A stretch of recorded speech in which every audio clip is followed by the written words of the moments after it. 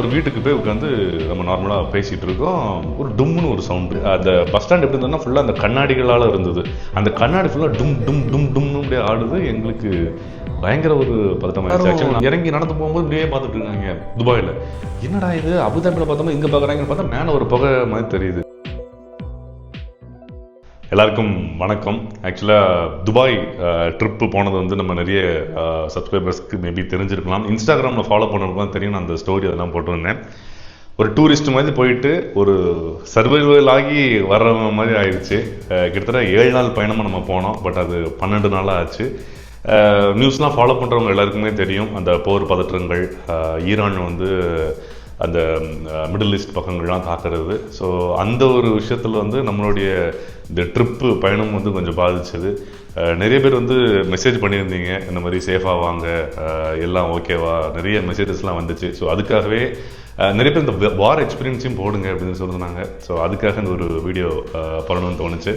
ஆக்சுவலாக ஒரு 7 நாள் பயணம். அதில் வந்து முதல் நாள் லேண்ட் ஆனதுக்கப்புறம் 2வது நாள் 3வது நாள் ஃபுல்லாக துபாயில் தான் சுற்றினோம். ப்ராப்பராக ஒரு 4வது நாள் அன்னைக்கு வந்து பார்த்திங்கன்னா ஃபுல்லாக அபுதாபி சுற்றுற பிளான். எப்படின்னா நம்ம துபாயிலிருந்து பஸ்ஸில் அபுதாபி போயிட்டு பாப்ஸ் ஹிந்து மந்திர் அபுதாபியில் வெளிநாட்டில் இருக்கக்கூடிய இந்து கோயில், அது ரொம்ப பெருசு அப்படின்னு சொல்லி சொன்னாங்க. ஓரளவுக்கு புதுமையான கோயில் அப்படி சொன்னாலும் அதை ஃபுல்லாக சுற்றிட்டு இருக்கோம். அதை சுற்றி முடிச்சதுக்கப்புறம் நம்ம சொந்தக்கார மச்சான் ஒருத்தர் வந்து நம்மளை அங்கேருந்து பிக்கப் பண்ணிவிட்டு அவர் வீட்டுக்கு போயிட்டு அதுக்கப்புறம் அந்த பிரசிடென்ஷியல் பேலஸ், எமிரேட்ஸ் பேலஸ் அந்த மாதிரி விஷயங்கள்லாம் பார்த்துட்டு சாயங்காலம் இந்த ஷேக் ஜாயத் ஒரு மசூதிக்கு போகக்கூடிய ஒரு பிளான் இருந்தது. இதுதான் அந்த ஒரு நாள் அபுதாபி திட்டம். அந்த கோயில் முடிச்சுட்டு அந்த மச்சான் வந்து எங்களை பிக்கப் பண்ணிவிட்டு அவர் வீட்டுக்கு போகிறோம். அவர் வீட்டுக்கு போய் உட்காந்து நம்ம நார்மலாக பேசிகிட்டு இருக்கோம். ஒரு டும்னு ஒரு சவுண்டு திருப்பி பேக் டு பேக் கேட்டுக்கிட்டே இருக்குது. நான் தான் அவர்கிட்ட கேட்டேன், என்ன மச்சான் இந்த மாதிரி கேட்குதே சவுண்டு, இது யூஸ்வலாக அங்கே கேட்குமா அப்படின்னு சொல்லி கேட்டேன். அவரும் மனசில் யோசிச்சுருந்துருக்காப்புல போல். ஆமாம் மாப்பிள்ள, நானும் அதான் யோசிச்சுட்டு இருக்கேன், இன்னும் வித்தியாசமாக வருது அப்படின்னு சொல்லிட்டு. அந்த சவுண்டு எப்படி இருந்தது பார்த்தீங்கன்னா, நம்ம சொந்த கிராமம் ஒரு ஊர் இருக்குது, அங்கே வந்து பார்த்திங்கன்னா இந்த கல்குவாரி இருக்கும். அங்கே சவுண்டு போட்டாங்கன்னா எங்களுடைய வீடு கதவு வரைக்கும் பார்த்திங்கன்னா அந்த டும்னு ஒரு வைப்ரேஷன் இருக்கும். அந்த மாதிரி ஒரு சவுண்டு. அவர் இப்படி இல்லையேன்னு சொல்லிட்டு ஃபோனில் பார்க்குறப்பல அவர் வாட்ஸ்அப்பில் ஒரு செய்தி வருது, இந்த மாதிரி ஒரு விஷயம் நடந்திருக்கு, அபுதாபி பக்கத்தில் US ஏர்பேஸில் வந்து ஒரு அட்டாக் நடந்திருக்கு அப்படின்னு சொல்லி மொட்டையாக நமக்கு தெரியுது. ஏன்னா இந்த ஃபேஸில் நடக்கக்கூடிய முதல் அட்டாக் அதுதான். இப்போ நம்ம போனதுக்கப்புறம் அதுவும் சமீபத்தில் நடக்கக்கூடிய ஒரு முதல் அட்டாக் அதுதான். அப்படிங்கிறப்போ அதான் நல்ல ஆராய்ச்சி பார்க்கும்போது தான் தெரியுது ஈரான் சார்பில் அங்கே அட்டாக் ஆகிருக்கு அப்படின்னு சொல்லிட்டு. அதுக்கப்புறம் திருப்பி கொஞ்சம் பேக் டு பேக் சவுண்டுக்கு அப்புறம் கொஞ்சம் நார்மல் ஆயிடுச்சு. நாங்கள் அந்த டைமில் தான் வந்து பேசிகிட்டு இருக்கோம். ஆனால் சேஃப்டி வந்து UAE அடிச்சுக்க முடியாது, ஒரு வெளியே தைரியமாக நடந்து போகலாம் அந்த மாதிரி பேசிகிட்டு இருக்கோம். இங்கே டும்னு ஒரு சவுண்டு கேட்குது.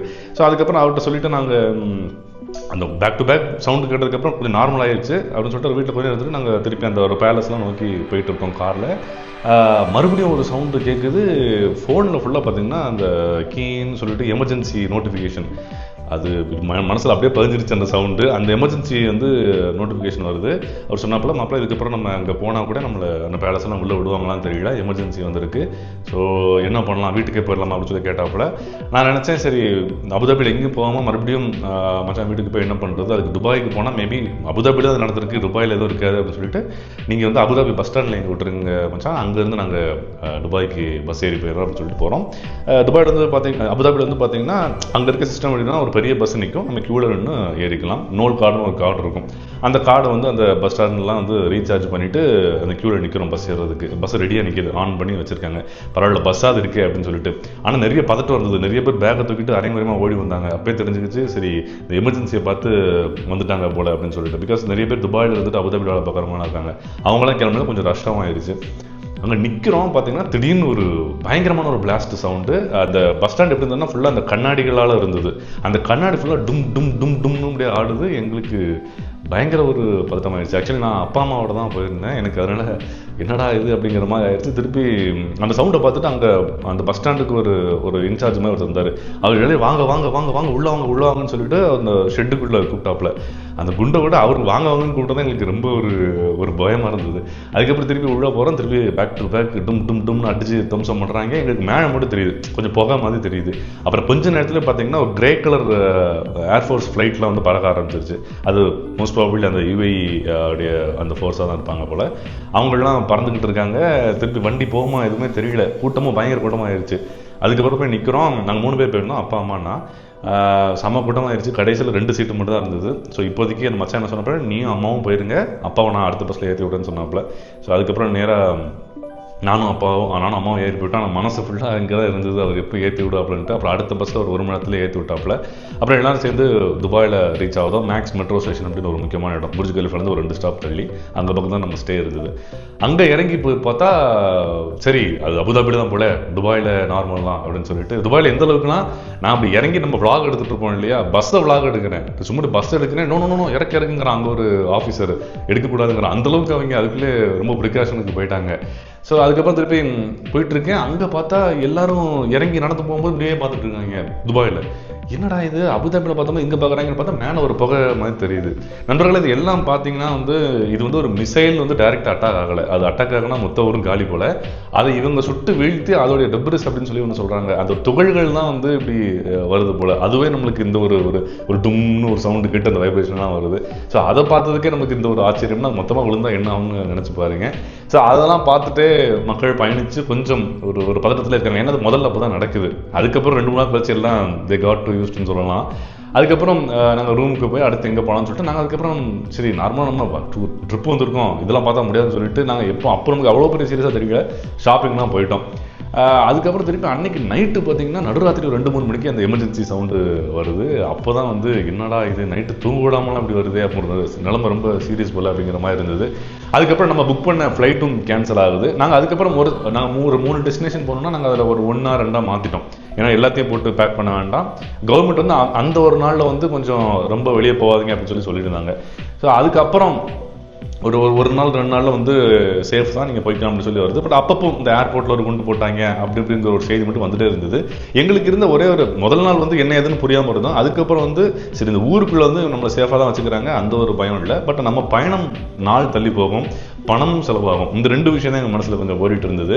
அதுக்கப்புறம் அடுத்து இன்னொரு நாள் ஒரு டிக்கெட் புக் பண்ணுறேன், அதுவும் கேன்சல் ஆகிடுச்சு. பட் அதனால ஒரு சில நாள் கொஞ்சம் ரூம்லேயே உட்காந்து அந்த டிக்கெட் புக்கிங் கொஞ்சம் டைம் செலவு பண்ண வேண்டியதாக இருந்தது. பட் அது ஆல்மோஸ்ட் 7 நாள் 12 நாள் ஆச்சு. ஸோ அதனால அது ஓரளவுக்கு பேலன்ஸ் ஆயிடுச்சுன்னு வச்சுக்கோங்களேன்.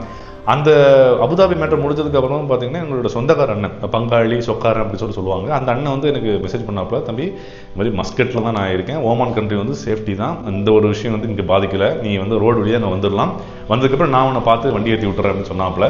பட் நான் துபாயில் ஆல்ரெடி நமக்கு ஒரு ஆப்ஷன் இருக்கும் போது நம்ம ஏன் அந்த ஒரு ஆப்ஷன் நம்ம இப்போதைக்கு எடுத்துக்கிட்டு சொல்லியிருந்தேன். பட் அகைன் அந்த ஃப்ளைட் கேன்சல் ஆனதுக்கப்புறம் அந்த அண்ணனுக்கு நான் மெசேஜ் பண்ணேன், ஆனால் இந்த மாதிரி மஸ்கட்டில் லோக்கல் ஏஜென்சிட்ட கேட்டு விசா ஒன்று புக் பண்ணுறதுக்கு ஏற்பாடு பண்ணுங்கள், ஃப்ளைட் டிக்கெட் நான் புக் பண்ணிக்கிறேன் மஸ்கட்டில் இருக்குன்னு சொல்லிட்டு மஸ்கட்லேருந்து பண்ணிட்டேன். நான் ஆல்ரெடி துபாயிலேருந்து பண்ண டிக்கெட்டோட ஒரு 2 மடங்கு அது கூட. பட் ஸ்டில் பரவாயில்ல. ஏன் கேட்டிங்கன்னா துபாயிலேருந்து அந்த டைம்லாம் பார்த்தீங்கன்னா சார்ட்டர் ஃப்ளைட் மட்டும் தான் ஆப்ரேட் ஆகிட்டு இருந்தது. அந்த சார்ட்டர் ஃப்ளைட்டோடைய ப்ரைஸ் பார்த்தீங்கன்னா 60,000-70,000 மினிமம் இருந்தது. ஸோ எங்களுடைய மொத்த பட்ஜெட்டே ஒரு ஆளுக்கு அவ்வளோதாங்கிற மாதிரி இருந்த போது அதெல்லாம் பண்ணால் வேலைக்கு ஆகாதுங்கிற மாதிரி இருந்தது. எமிரேட்ஸ் அந்த ஃப்ளைட்லாம் நல்லா ஆப்ரேட் ஆகுதுன்னு சொன்னாங்க. பட் ஏர்பிஎன்பியில் நான் தங்கியிருக்கும் போது ஏத்தாப்பில் இருந்த ஒருத்தர் கேரளாக்காரங்க எமிரேட்ஸ் ஃப்ளைட் கேன்சல் ஆகி செக்இன் பண்ணாங்க. அப்போ தான் புரிஞ்சுக்கிட்டோம், ஆகா அங்கே வேலைக்கு ஆகாதுன்னு சொல்லிட்டு தைரியமாக அந்த அண்ணன்ட்ட மஸ்கட்டான்ட்ட சொல்லி அதுக்கப்புறம் அவர் வீசா ஏற்பாடு பண்ணி ஒரு 4-5 மணி நேரம் அன்றைக்கி நைட்டு பண்ணி அடுத்த நாள் காலையில் வீசா வந்துருச்சு. அதுக்கப்புறம் டக்குன்னு நானும் ஃப்ளைட் புக் பண்ணி அங்கே ரோடு வழியாக பஸ்ஸில் பார்டர் வரைக்கும் போயிட்டு அதுக்கப்புறம் அங்கேருந்து அந்த அண்ணன் எங்களை பிக்கப் பண்ணாப்புல. அங்கேருந்து மஸ்கட் போய் இன்னொரு கண்ட்ரி போவதுக்கான ஒரு ஆப்பர்ச்சுனிட்டி எங்களுக்கு கிடைச்சது. கண்டிப்பாக கொஞ்சம் பணம் வரையும் ஆனாலும் இன்னொரு இடமும் பார்த்த ஒரு திருப்தி அந்த டைமில் எனக்கு கிடைச்சது. இதை தவிர்த்து நமக்கு எந்த ஒரு பாதிப்பும் இல்லை. ஒரு சில நாள் சின்ன பதட்டங்கள் இருந்தது. அதுவுமே கூட நாங்கள் அங்கேருந்து எவ்வளோ நாளும் சுற்றலாம் அப்படின்னா எங்களுக்கு பிரச்சனையே இல்லை. நம்ம ஊருக்கு வரணும். அது இல்லாமல் எனக்கு பார்த்தீங்கன்னா நம்ம ரொம்ப எக்ஸ்டெண்ட் ஆச்சுன்னா ஓரளவுக்கு புரிஞ்சுப்பாங்க. அதுக்கு மேலாம் லாஸ் ஆஃப் பேல போவோம். அப்பாவுக்கும் ஊரில் சில பணிகள் இருந்தது. இதனால தான் கொஞ்சம் நம்மளுக்கு யோசிக்க வேண்டியது இருந்தது. தவிர மற்றபடி அங்கே நம்ம ஏதாவது ஆயிருமோன்னு பயப்படல. இன்ஃபேக்ட் நான்லாம் நம்ம 3 பேர் சேர்ந்து தான் இருக்கோம், நம்ம வர சிங்கிள் தான். ஸோ எதுவும் ஆனால் கூட நம்ம 3 பேர் சேர்ந்து தானே அப்படிங்கிற மாதிரிலாம் யோசிச்சேன். அதனால் நமக்கு அந்த ஒரு பயணம்லாம் எதுவுமே இல்லை. ஜஸ்ட் இப்போ ஊருக்கு போகிறது தள்ளி போயிருமே அப்படிங்கிற ஒரு கவலை தான் இருந்தது. பட் ஒரு வகையில் ரொம்ப பெரிய பாதிப்புக்கு உள்ளாகாமல் மீண்டு வந்துட்டோம். ஹோப்ஃபுல்லி துபாயில் இருக்க மக்களும் சீக்கிரமே எல்லா விஷயமும் சால்வ் ஆகி வருவாங்க அப்படின்னு நம்புகிறேன். ஸோ வார் எப்படி இருந்தது அந்த எக்ஸ்பீரியன்ஸ் நிறைய பேர் கேட்டிருந்தீங்க. அந்த புகை போகிறது அதெல்லாம் ரொம்ப நான் வீடியோ எடுக்க விரும்பலை. ஏன்னா ஒன்றும் சேஃப்டி பஸ்ஸை ஷூட் பண்ணதுக்கே அவன் அப்படி சொல்கிறானுங்க, அதை எடுத்து எவனும் பார்த்தா நம்மளுக்கு ஏதாவது ரொம்ப ஆயிடக்கூடாதுன்னு சொல்லிட்டு நான் அதை எதுவும் பண்ணலை. பட் என்னுடைய வார் சம்பந்தமாக எக்ஸ்பீரியன்ஸ் பண்ணது இவ்வளோ தான். இது தாண்டி பெரிய விஷயம் இல்லை. அப்பப்போ குண்டு சவுண்டு கேட்டுச்சு, கொஞ்சம் ஒரு புகை மாதிரி இப்படி வானத்தில் நிற்கும், இது மட்டும் தான் தெரிஞ்சுது. மற்றபடி இந்த வீடியோலாம் எடிட் பண்ணி ஏதோ டும் டும்னு இப்படிலாமல் காமிக்கிறாங்க. பூமியிலலாம் மண்ணு பிறக்கிற மாதிரி அந்த மாதிரிலாம் நான் எதுவும் பார்க்கல. ஸோ சேஃப் தான். துபாய் சீரியஸ் இது தொடர்ந்து வரும். ரொம்ப இன்ட்ரெஸ்டிங்காக இருக்கும். இந்த போர்னால அது ரொம்ப பாதிச்சுட்டான்னு கேட்டிங்கன்னா பெரிய லெவலில் எதுவும் பாதிக்கலை. அந்த எக்ஸ்ப்ளோரேஷன்லாம் பக்காவாக பண்ணியாச்சு. துபாய் சீரியஸ்க்கு நல்லா வெயிட் பண்ணி ஆதரவு கொடுங்க. ரொம்ப ரொம்ப நன்றி. உங்களுடைய அந்த ஒரு ஆதரவு, உங்கள் ஒரு நிறைய பேர் சேஃபாக இருங்கன்னு சொன்ன அந்த விஷயஸ்லாம் வந்து எனக்கு ரொம்ப நிகழ்ச்சியாக இருந்தது. மீண்டும் ஒரு முறை நன்றி சொல்லிவிட்டு அடுத்த ஒரு வீடியோவில் சந்திக்கும் வரை நன்றி, வணக்கம்.